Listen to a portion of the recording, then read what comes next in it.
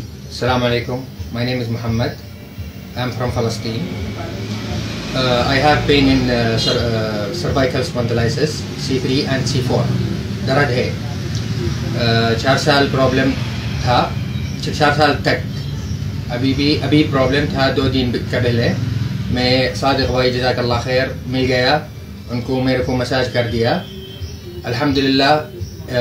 First day 60% दर्द कम हो गया।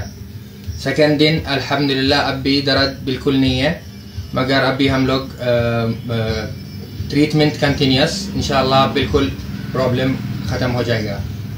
तो मैं अल्लाह को अल्हम्दुलिल्लाह बोलना, उसके बाद सादिक भाई भी जज़ाकल्लाह खैर मैं इंशाअल्लाह दुआ करना, और उसका पापा उसका मम्मा उसको अच्छा तरबियत दिया, इसलिए वो अच्छा आदमी हो गया अल्लाह का फजल की बात। जज़ाकल्लाह खैर। अस्सलाम वालेकुम।